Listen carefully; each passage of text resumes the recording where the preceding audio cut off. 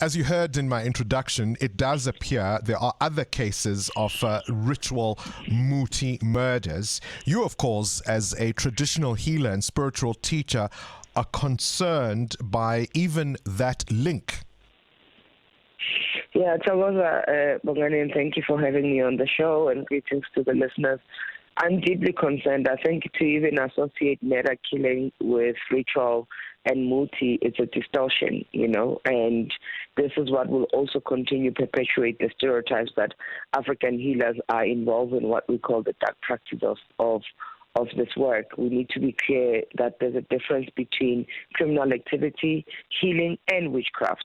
So witchcraft and criminal activity can follow both on the same side, but not healing. So even using the word that there is muti ritual killing, muti is meant to make things well. Muti is meant to restore. Muti is meant to heal and not to kill. The minute you move away from the principles of healing, then you are no longer using medicine. You are using dark forces. You're using witchcraft here. Just help me understand this, because part of what we now know is that the men, the suspects, in fact, that are linked to the Hillary Gardi case were arrested because it was a Sangoma who alerted the police. Now, what I understand about this is that this particular individual, the Sangoma, wasn't necessarily pricked by his conscience. It was only when his clients, who were long-standing clients of his, failed to pay him for the cleansing after they committed, allegedly, this dastardly act. And it was only when they failed to pay him that he alerted the police. Now, you say we shouldn't conflate these things, but as somebody who is, an outsider to this world, it's difficult not to make those connections.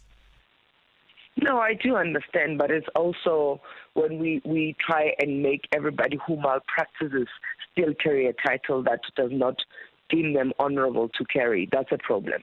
Because the same way when a doctor malpractices, we remove their practice, and we say they're not practicing doctors anymore, and they don't get recognized. So similar to Sangomas, when they start to malpractice and are part of what we call a dark act of this practice, we can't call them Sangomas. We can't have headlines. We can say a former Sangoma was caught out doing this and that. And also, what is really important for the public to understand, not everybody who alleges to be a Sangoma is one.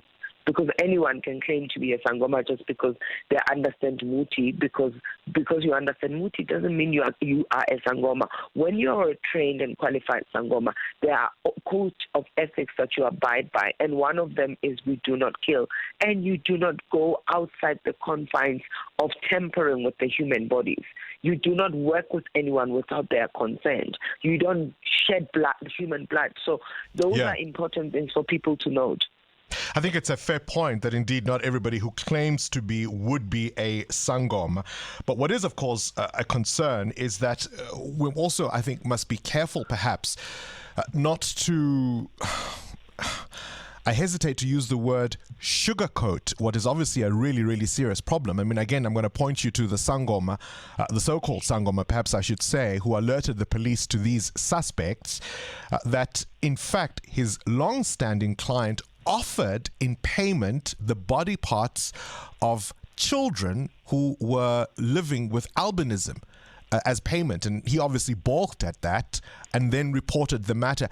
There doesn't seem to be a standardized way of operating, and is there a place where people who are rogue healers, if I may call them that, may then be, blacklisted, reported? Yeah. How do we deal with that?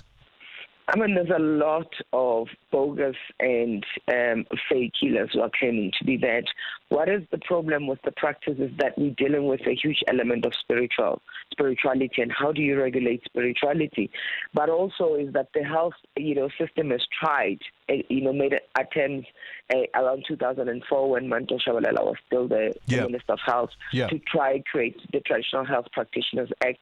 The problem is that when you are trying to regulate a system from the very same biases that system was excluded from, because the health system has not seen African spiritual healing as an incremental part of the health system.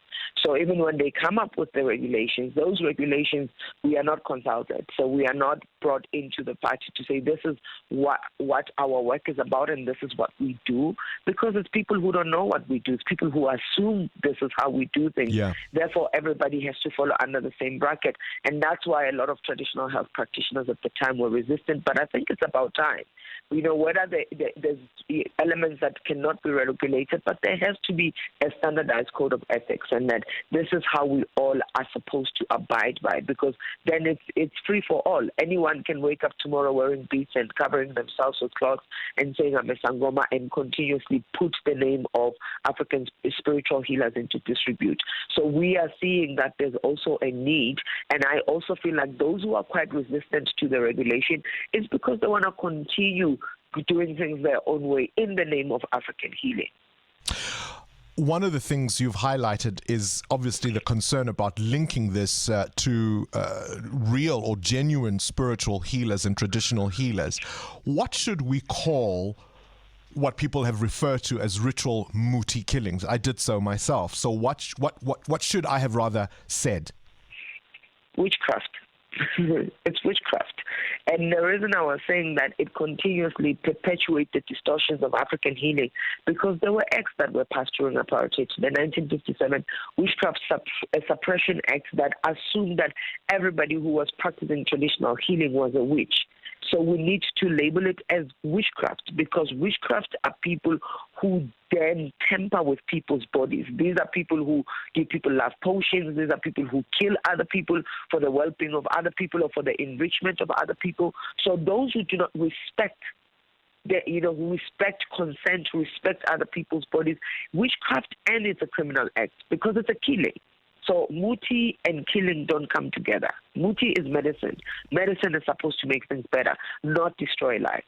Appreciate that explanation. Gogo Dineo and Glanzi there on the line, a Sangoma and traditional healer and spiritual healer. Call it witchcraft is what she says. I mean, one of the suspects, one of the accused in Buntle Mashiane's murder case, confessed and said, a Sangoma paid us 45,000 Rand for body parts, and for Mashiane we were given 20,000 Rand.